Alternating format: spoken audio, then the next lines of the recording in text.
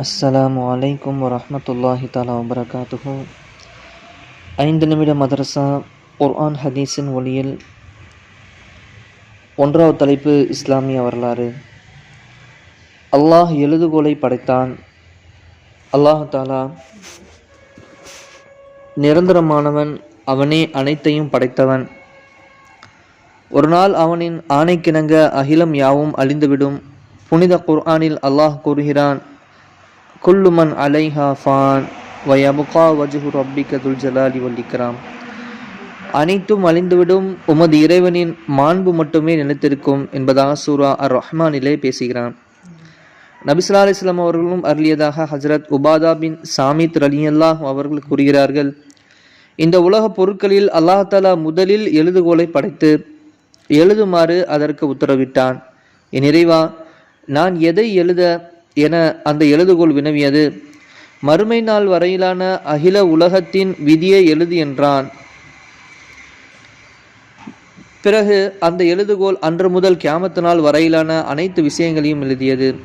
மற்றொரு ஹதீஸில் அறிவிக்கப்பட்டுள்ளதாவது, அல்லாஹ் தஆலா வானம் பூமியை படைப்பதற்கு 80,000 ஆண்டுகளுக்கு முன்னதாகவே நடப்பவை, இனி நடக்க இருப்பவை ஆகிய எல்லாவற்றையும் அல்லாஹ்வின் உத்தரவுப்படி எழுதுகோல் எழுதி முடித்து விட்டது.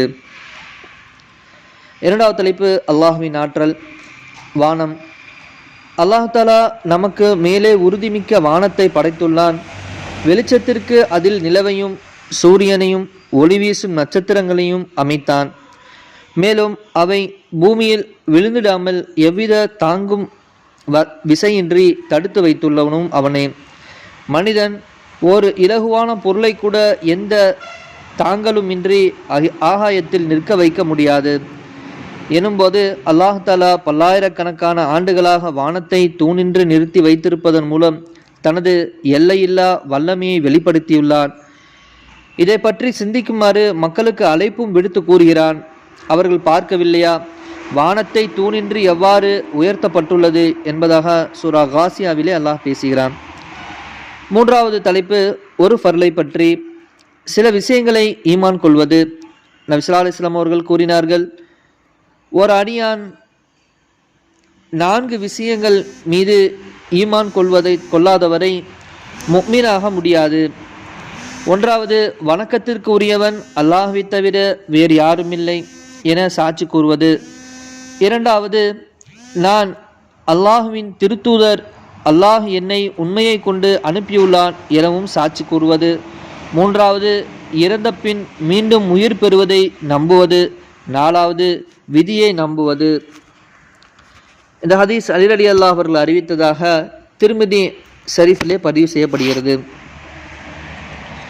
4ஆம் தலைப்பு ஒரு சுன்னத்தை பற்றி. சுன்னத்தின்படி அமல் புரிவது.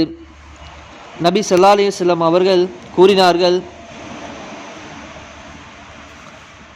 எனது சுன்னத்தை நேசிப்பவர், அமல் புரிந்தவர் என்னை நேசித்தவராவார். எவர் என்னை நேசிக்கிறாரோ அவர் சொர்க்கத்தில் என்னுடன் இருப்பார்.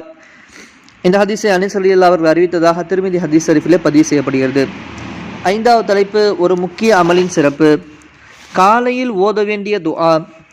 நபி ஸல்லல்லாஹு அலைஹி வஸல்லம் அவர்கள் அருளினார்கள், எவர் காலையில் கீழ்கண்ட துவாவை ஓதுவாரோ அவர் மாலை வரை ஷைத்தானை விட்டும் பாதுகாப்பு பெறுகிறார்.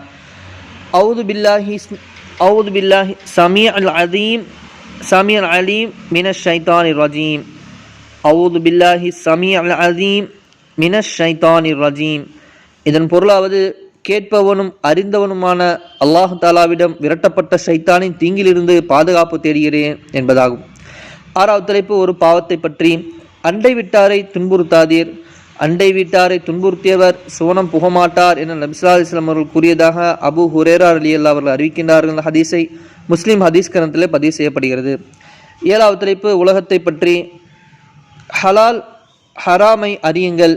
வெகு சீக்கிரம் ஒரு காலம் வரும், அப்போது மனிதன் ஹலால் எது ஹராம் எது என்பது பற்றி சிந்திக்கவே மாட்டான் என நபி ஸல்லல்லாஹு அலைஹி வஸல்லம் அவர்கள் அருளினார்கள். இந்த ஹதீஸ் புகாரி ஹதீஸ் கிரந்தத்திலே பதிவு செய்யப்படுகிறது.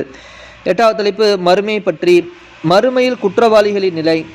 குர்ஆனில் அல்லாஹ் கூறுகிறான், அமல்களின் பதிவேடு முன்னால் வைக்கப்படும் அந்நேரம் அதில் எழுதப்பட்டுள்ளதை கண்டு குற்றவாளிகள் அஞ்சு நடுங்குவதையும், ஐயோ எங்களின் துரதிர்ஷ்டமே, இது என்ன பதிவேடு, இது எங்களின் சின்ன அமலையும் விட்டு வைக்கவில்லை, பெரிய அமலையும் விட்டு வைக்கவில்லையே என கவலையுடன் கதறி புலம்புவதே நபியே நீர் காண்பீர் என்பதாக மறுமையிலே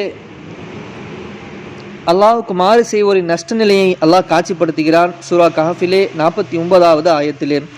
9வது தலைப்பு நபி வழி மருத்துவம். மருத்துவம் விதிக்கு மாற்றமானதல்ல. ஹஜ்ரத் அபு ஹிஜாமா ரலியல்லாஹ் அன்ஹு அவர்கள் கூறியதாவது, நபி ஸல்லல்லாஹு அலைஹி வஸல்லம் அவரிடம் அல்லாஹ்வின் தூதர் அவர்களே, நாங்கள் நோயாளிகளுக்கு ஊதி மருந்துகள் கொடுத்து பத்தியத்தை கடைபிடிக்கவும் கூறுகிறோம். இது இறைவன் விதித்த விதிக்கு மாற்றமானதா என வினவினார்கள். அதற்கு நபி ஸல்லல்லாஹு அலைஹி வஸல்லம் அவர்கள், இதுவும் இறைவன் அமைத்த விதிக்கு உட்பட்டதே ஆகும் என பதிலளித்தார்கள். திருமிதி ஹதீஸில் பதிவு செய்யப்படுகிறது. 10வது தலைப்பு குர்ஆனின் அறிவுரை. குர்ஆனில் அல்லாஹ் தஆலா அருளுகிறான், இந்த வேதம் அளவற்ற அருளாளனும் நிகரற்ற அன்புடையவனுமாகிய அல்லாஹ்விடமிருந்து அருளப்பட்டதாகும். இதன் வசனங்கள் அரபி மொழியில் தெளிவாக விவரிக்கப்பட்டுள்ளன. இது நன்மாரையும் கூறுவதாகவும் எச்சரிக்கை செய்வதாகவும் அமைந்துள்ளது என சூரா ஹாமீம் சஜிதாவிலே அல்லாஹ் அடியார்களுக்கு உபதேசம் செய்கிறான். அல்லாஹ் எதை கேட்டமோ அதன்படி அமல் செய்யக்கூடிய பாக்கியத்தை நம் அனைவருக்கும் அல்லாஹ் தந்தல் புரிவானாக. சுப்ஹானல்லாஹி பிஹம்திஹி சுப்ஹானக்கல்லாஹும்ம பிஹம்திக அஷ்ஹது அல்லா இலாஹா இல்லா அன்த அஸ்தக்ஃபிருக வ அத்தூபு இலைக். ஆமீன். ஹைரி சுப்ஹான ரப்பிக ரப்பில் இஸ்ஸத்தி அம்மா யசிஃபூன் வஸ்ஸலாமு அலல் முர்ஸலீன் வல்ஹம்துலில்லாஹி ரப்பில் ஆலமீன். ஸல்லல்லாஹு அலா முஹம்மது ஸல்லல்லாஹு அலைஹி வஸல்லம். ஸல்லல்லாஹு அலா முஹம்மது ஸல்லல்லாஹு அலைஹி வஸல்லம். ஸல்லல்லாஹு அலா முஹம்மது யா ரப்பி ஸல்லி அலைஹி வஸல்லம். அஸ்ஸலாமு அலைக்கும் வரஹ்மத்துல்லாஹி தஆலா வபரகாத்துஹு.